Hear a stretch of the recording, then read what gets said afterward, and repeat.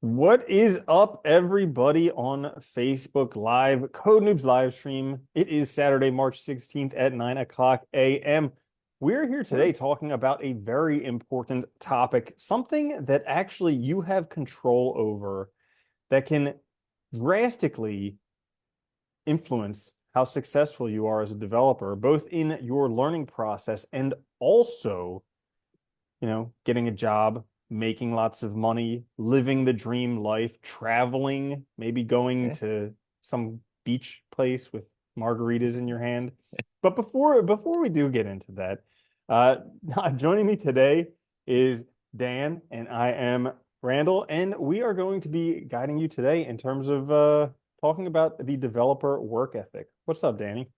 What's up, man? How's it going? Yeah, developer work ethic is an important topic. But before we get into that too, anybody watching, if you have comments, questions, throw them down there and we'll respond, It's always a good time to get engaged and be engaged. Yeah, Mm-hmm. developer work ethic, though. What do you think about Mm-hmm. this? Well, for most people who are apt and they watch often, they might notice there's only two of us here today. Yeah. Oftentimes there's three, and they're like, one of these things does not Like, line up. Yeah.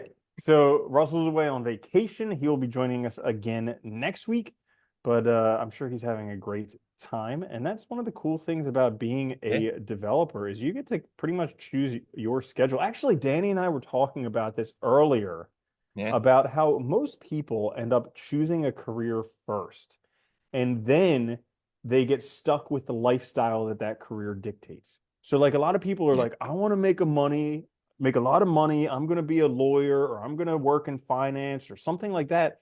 And then they find out that they have to work 90-hour weeks for 40 years in order to make a lot of money. And they make a lot of money and they drive around a Porsche and they get really fat and miserable and all this stuff. But they don't realize that it's a terrible life that comes along with it. Whereas yeah. when you're a developer, you kind of get to choose and do whatever you want to do. Well, and there's nothing better too, I think, like, than being able to go on vacation or go elsewhere besides like your home and still be able to work too. So like you have that freedom also that like even if you do need to do some work, you're not stuck in one place. Because that's what always got me too about working is like so many jobs require you to be there, and you have to be there to do it.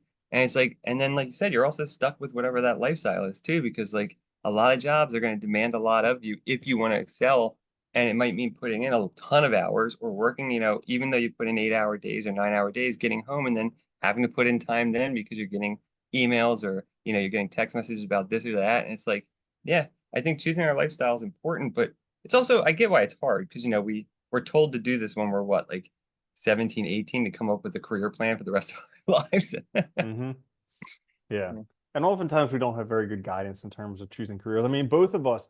So like for anybody who's out, a lot, I hear this a lot because when I tell people that I'm a developer, they're like, "Oh, you're lucky you get to do that, work wherever, do whatever." And it's like it wasn't always that way. Like both you and No. I used to have careers where we had to show up a certain time every day. We maybe got 2 weeks vacation and it was never when we wanted it and yada yada yada, but it was actually changing careers to development and doing it during the time of one of the biggest tech layoffs ever and still Yeah. finding work. And that's the cool thing for anybody who's listening to this is it's totally possible for you as well because anything that one person can do, another person Yeah. can do as well.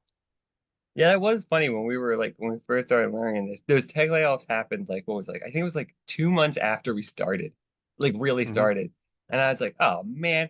And like in my head, back in my mind, I thought, great, I chose something and now this is it's all gonna fall apart. But and Hmm. then I really thought about it and stepped back and I was like, yeah, but you know what though? It's like these big companies, they have how many employees, you know? And like realistically, that's not the only option. There's always going to be needs for developers because the internet's not going anywhere. Tech is not going anywhere. And pe most people don't really know how to build things and make things using it. So it's Hmm. still a great job to have, I think. It's awesome. And the freedom So, is so nice. what was it like for you? Like, what drove you to want to become a developer? Well, I always like technology. I've always been like tinkering on my computer. I've always been the person to fix things for family members and stuff when they struggle with stuff like the IT support type thing. And I always I always just like learning about like the hardware I find interesting. So I'd always read about like the new DDR coming out or whatever, or the new specs for this. Because I don't know, it interests me. and whatever. And so, I was kind of just in my career and realized, I was kind of felt trapped. I had, there was nowhere for me to go in my career. The industry had totally changed in academia where like there's very little full-time jobs now and opportunities. And you also can't like move easily into something else. Because I mean, think about academia, right? If you teach one subject, that's pretty much all you can do. And like doing anything new is really hard and difficult. So I was just getting really frustrated. And then, I thought, well, why not this? It's something that I actually do love. I mean, and it's something I can do that I could learn because it's something you can learn on your own. That's the other thing. Most other professions, like you have to go again to school, and that was the last thing I wanted to do was go to another university or something because it takes 4 years just to get a PA, and then you usually have to go to another graduate program after that. By the time you're done, that whole industry might change too. It's like you don't know, and you're gonna have another couple hundred grand in debt because they just keep going up in price. So I was like, definitely not doing that. So Hmm. this was a good option, and I love it, so it worked out really well in that sense. Yeah. I'm glad you mentioned that school thing because I recently went back to school because since I was a kid I always want to be a hacker, but I thought it was something that you just needed to have to be this special type of thing, like an incredible computer genius. And I was just like, I don't have that. But then I got to a point where I realized that, my impending mortality and eventually I'm not going to be here. So I might as well just try to do these things I want to do. And so I went and I got a master's in cybersecurity. And it's a great thing to have on a resume, but it was not practical at all. All theory, all just reading about, I mean, the laws and whatever. It's important to know that stuff if you're going to be like a chief information security officer or something like that. But I wanted to do this so that I could do penetration testing. So I could like penetrate Yeah. networks and do all types of stuff. And it's crazy because I went through the whole thing just like waiting until I'd get to the point where I was going to learn something. And then it ended, and I was like, okay, what was that? And then on my own, I mean, this is where it comes to the work ethic, which I think we're Yeah. finally getting to. It's on my own finding the correct resources, which was helpful because I found the correct people who directed me in the direction of those resources, Yeah. and then putting in the time and effort to be one of the top performers on those platforms. That's where I really ended up learning, and that's where the work ethic comes in. Yeah, and it's funny that you mentioned that because like people forget too that academics spend their lives in academia.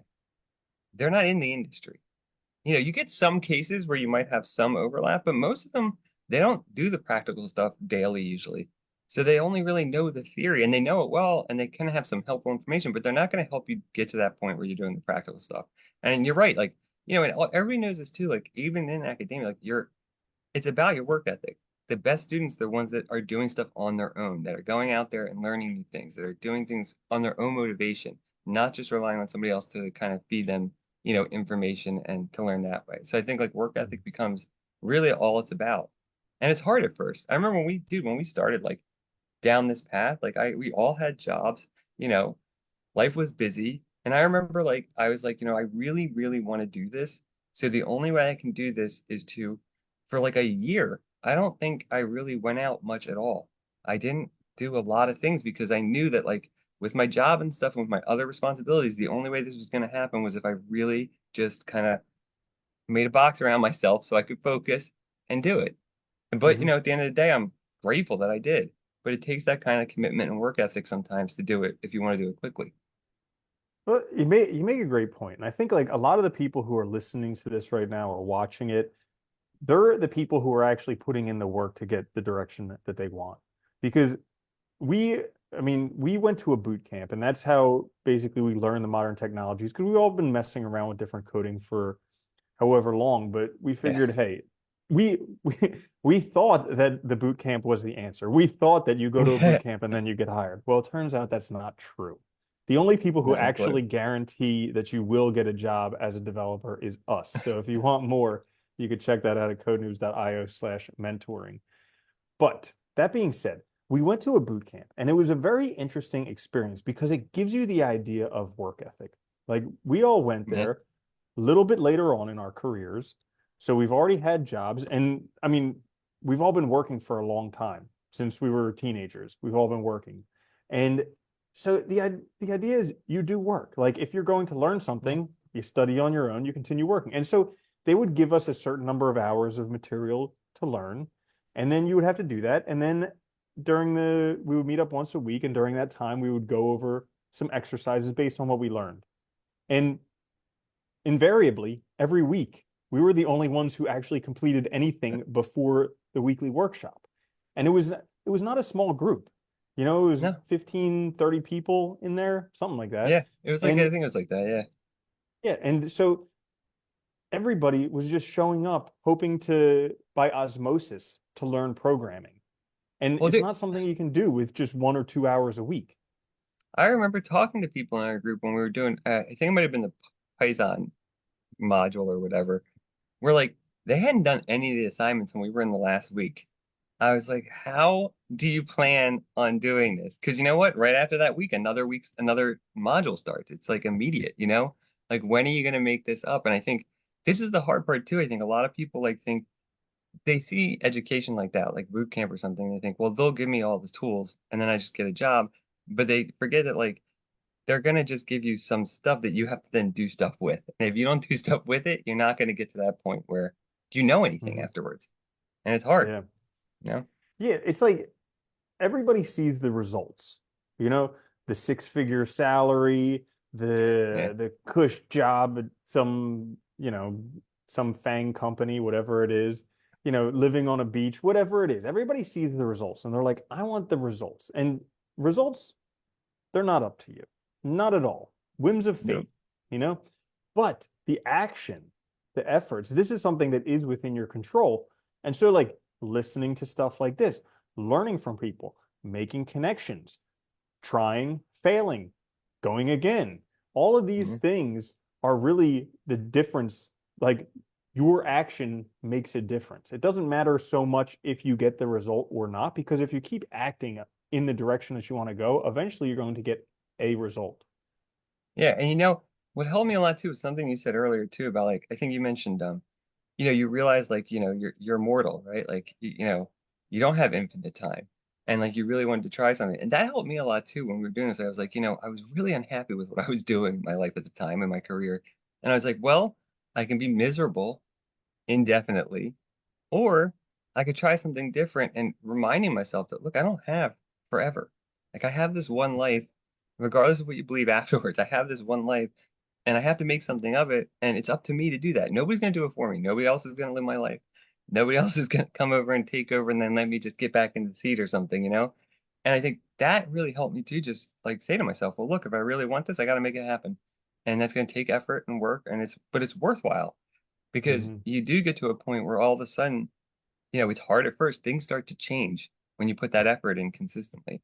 And you start to see Mhm. that positive changes after a little bit of time. It just gets better and better from there, which is awesome. Yeah. Yeah, I think one of the helpful drivers for me was always having a pain so big that I would do whatever it takes to get away from that. That does You know, help. like, Yeah. and I think a lot of people probably can relate to this because they may have a job that they can't stand, a boss that they can't stand, just like some life situation they just like they're like enough is enough. And that's basically where I got to a few times in my life when I made big changes. And one of them was with programming because I was like, I was working as a veterinarian, and while this is everyone's dream job, the reality of the job is nothing like you would imagine. And it was also something where even though I was one of the top producing vets in the area, it was still very demanding, both like emotionally, but also just time wise. You were basically never had any free time. You got 2 weeks vacation, but they would never let you take 2 weeks consecutively. So you would get 1 week here and 1 week there, which is just terrible. And then like I found myself sometimes working in environments that were just like toxic. Just everybody else was doing the bare minimum, Yeah. and it just ended up putting a lot more work on my shoulders. And I was like, you know what? I'm freaking done working for other people. I'm done working at a place I don't want to work, the time I don't want to work, doing all this stuff. And it was during that while working full-time job, I had to go and put in the extra work in order to do all this stuff. Yeah. And I think that's it though, reminding yourself that you're doing it for you, right? You're doing it to change a situation you're unhappy with and make it infinitely better. And like, I'm glad you mentioned that too, because it is hard. And like, I do. toxic work environments too, because they end up infecting you. And that's the danger too, where like you see it, you see people that used to be like, you know, very dedicated, very hard workers their work starts to suffer too because everybody around them is doing nothing, you know? And it's like you don't want to, I don't want to turn into that either. So it's like you Yeah. have to get yourself out of that as well. And it's also like I got sick and tired too of like having to, like you said, somebody else tell me when I had to be places or what I had to do or what tasks I had to take on rather than having Mhm. it up to me. And I think, that was the other thing about tech. It's awesome, but it does take that effort. Mhm. Do you have any tips for like work ethic? Like how would you go about like when we first started? I mean, can you remember anything you did that maybe helped like keep on Mhm. course? Yeah. So I've always been one for eliminating distractions because this is the big time killer. Like nowadays, it is so easy to get distracted. Like your attention is the number one most valuable thing for any company about out there because they know if they can hold your attention, they can make money off of you. So Yeah. for me, I've always been big for limiting distractions. And what that means to me is pretty much no social media Yeah. and definitely no social media apps on my phone. Uh, and then also no news. And, you know, pretty much if I do watch TV or if I do something, it's something that's directed. I'm not just going through the channels. I'm not just doing that because if I do have spare time, there's stuff that I want to learn. There's stuff that I want to get done. Like I'm working on some pretty difficult certifications right now that require a lot of time and effort, like months and months of preparation in order to pass them. And you're not even Yeah. guaranteed to like it's oftentimes where you don't pass these on your first try. So it's like this is something where I need to put in a lot of effort. So any time that I can find away from distractions is great because that's time that I can put into getting where I want to do. I like that you mentioned that too, because I do that too with the direct, like when you are taking a break, having it very directed so that you're like maximizing that time. Like, like if I'm gonna sit down and watch TV, I'll have a show that I have in mind that I'm gonna watch that I know is entertaining because it's my break time, right? It's my time to just relax. Or like, if I'm gonna do like one of my hobbies, like photography or something, I set an amount of time for it and a time in the day to do it because that way, like, it's not interfering with the rest of my stuff, but I'm getting a good break. And I think that's a really helpful one is like just, time management. Looking at your day and asking yourself, like, am I just sitting on my phone scrolling? All of our phones nowadays, you can put it in, the do not disturb mode, whatever they call it on whatever version you have, right? Where you're not going to get bothered by stuff, you're not going to get notifications, turn your notifications off, right? Things like that can really help you stay focused on the task at hand. And I think, for me too, like just like we both like we got into tech obviously because we really liked it. We both had ideas about what we wanted to do. And like, when you first start out, finding something that just also just excites you, with tech. There's so many different areas of technology and so many different things you could do. So finding, kind of what excites you to help you kind of get into it early on, like, what do you like just like reading about? Well, read that stuff then. If you're interested in AI, read AI while you're learning, the basics of like HTML and CSS because that'll like get you thinking about this stuff more in more advanced ways and also just keep you kind of focused on like that area of interest that's going to help you in the future.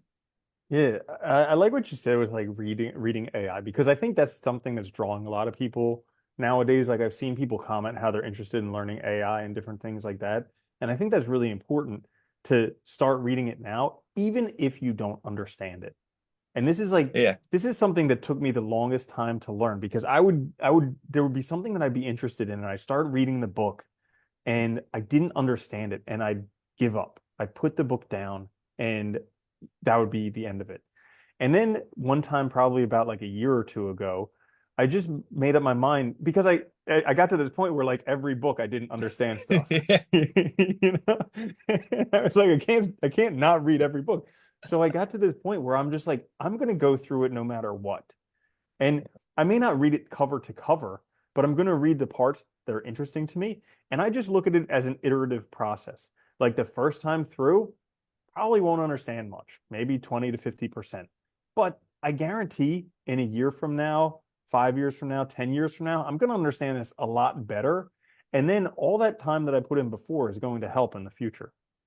Yeah, and it also helps make you aware of stuff that might be valuable later on that you can leverage in what you're doing. Like accessing, say, like, they're building a web app where you need to access APIs for, using some AI. Well, this way now you do understand at least enough about it that you get how it works. You can maximize that usage of it, right? And make it really work for you. Yeah, I think that's a great idea. I think, yeah, I totally get what you're saying about not understanding all of it. Because there was plenty of stuff I read, especially when we first started out, dude, and like, they were way over my head in many parts, but it's still, it was interesting and it's still worth reading, even if you don't understand it, and not stressing about not understanding it first, because, that's the hard part, I think, especially when you transition. At least for me, it was too. Like, you've been in a career for, however long, a decade more. You're skilled in it. You know what you're doing. Things are kind of easy. Transitioning careers feels hard because all of a sudden you feel like instead of being like the expert, the person that walks into work and knows what they're doing, now all of a sudden you're this noob, right, that knows nothing. And it's a difficult place to be in, but you're not really a noob though either. You have all that experience. You've already worked. You have all these skills you built up, and reminding yourself of that, you can learn this. Other people have done Mhm. it, and before you know it, you do move. I think it moves a lot faster. I noticed that like my learning is much better now than it ever was when I was younger. Hmm. Yeah, that's a good part that you brought up because I remember that when I was struggling really hard with learning cybersecurity. Because, as a veterinarian, after working in emergency medicine for 10 years, I'd pretty much seen anything. Like Yeah. anything that could happen to a pet, I'd seen it happen. And, if the pet was uh survivable, I guess, I could help it survive, you know? And so Viable. like, yeah, exactly. And so it got to a point where it was easy, you know? Yeah. I had all the medications memorized, the doses, everything, and it was just easy. And then I was trying to do this cybersecurity stuff, and everything, everywhere I looked was a challenge. And I can relate to anybody out there who's listening to this right now who like, because I remember so clearly, like learning one language and getting to that point where, okay, you've learned all the loops and the data structures and all these different things. And then it's like, okay, well, where do I go now? And Oh God, yeah. like I did that with probably and you know where I went? I went to another language, which Yeah. was like the craziest thing. And I did that over and over again. And it was just like struggling there for so long and hitting my head against the wall. And I think that's something that we can really help people out with our mentoring and web dev incubator. But it's something where it's a struggle and it's really difficult to be in that position. And I think a lot of people get there because it's not clear the path. But oftentimes it takes somebody who's been there before in order to help you discover that path. Well, I think everybody that tries to learn programming on their own gets in that because I had the same thing happen where like you feel like you're making progress, you feel like you kind of know something, but like in reality, you can't really put together a complicated project. You don't even know how to. You don't even know where to start. So you just keep going to the next new thing to make yourself feel like you're making progress. But in reality, all you're learning is the basic stuff of each language, which effectively is the same as the next language, as the next one. So it's Mhm. like you're not really progressing. You don't know how to put together, websites. You know how to do all this. And I think, yeah, there's one thing we can help with is we have a directed plan that really is focused on getting you there, which is hard at first. And that comes from our experience too, directly from our past experience and the struggles we Mhm. had in trying to eliminate them, which I think is a Mhm. really important thing to do. Yeah. And I think another important part of work ethic is also recognizing when you need to take a break. So we talked about this a couple weeks ago, how I was like pretty much burnout, and I just it took me a while to realize that I needed a break, but I took a few days off, and I met with people who I consider mentors who are further along in my career where I want to eventually get to. And just taking the time off to just like stop pushing forward and to sit down with people who kind of have like a higher view of, well, they've already been in my shoes, so they can kind of see where I need to get to. And just being like, hey, like I'm spinning my wheels here. Can you help Yeah. me? And just having them to be able to go to, that was very, very helpful because it helped clear out all of the extraneous stuff. And so now I'm able to focus my work and my energy on a much better path than what I was doing before, where I was just trying to do 20 different things. Now I'm just saying, okay, one thing, and I do this one thing, and then when this one thing is done, then on to the next one.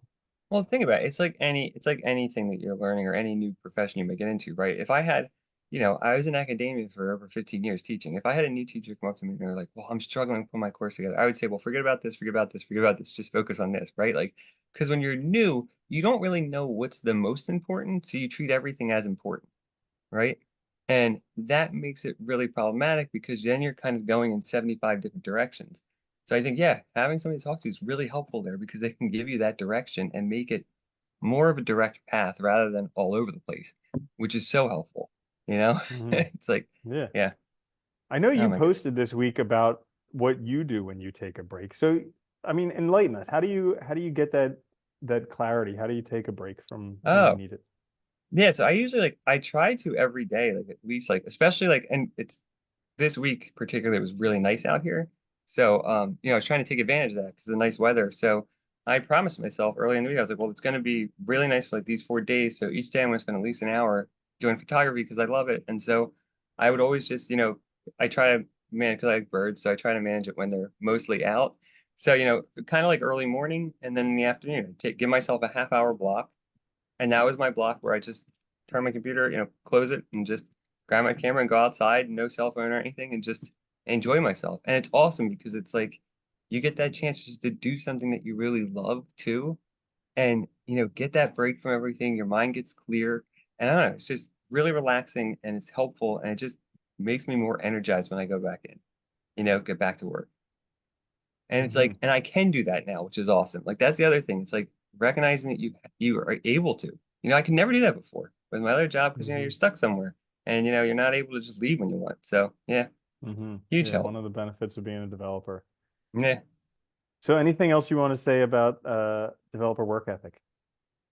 I would say I guess I would just add too, like, it's at first, it's like schedule, man. Like look at your schedule and try and get a routine down where you can like be consistent because that is really helpful. Like, if you have time, like say in the morning before you go to work or at night, block that time off, eliminate distractions, and use that to learn. And do Mm, that for a while and you'll see progress and that'll keep reinforcing the activity over time. yeah, that's a great point because a developer is someone who codes every day. So, if you want to be a Yep. developer, start coding every day, even if it's just for 5 minutes. Yeah. Yeah, awesome. So that's it for this episode today. But before you go, for anybody who's looking to level up their coding, particularly for somebody who wants to become a paid developer this year, guaranteed, and here's the guarantee, is that if you work with us in Web Dev Incubator, you will become a paid developer within 1 year, or you can keep working with us for free until you do. And if you're not happy with Web Dev Incubator, just let us know in the first month. We'll give you all your money back. And this is one of the least expensive coding programs I Yes. have seen online, and it's not going to stay that way forever because as No. of right now, uh, most of our students are finding their first work within a couple months. So Yeah. that being said, if you're interested in it, you could check it out, codenoobs.io/mentoring. And other than that, for people who are in the Web Dev Incubator, we'll be seeing you at the top of the next hour. So, Nice. Danny, thanks so much. It's been a pleasure. And we'll see you next week. And Russ should be back for that as well. Awesome. See you later, buddy. Later.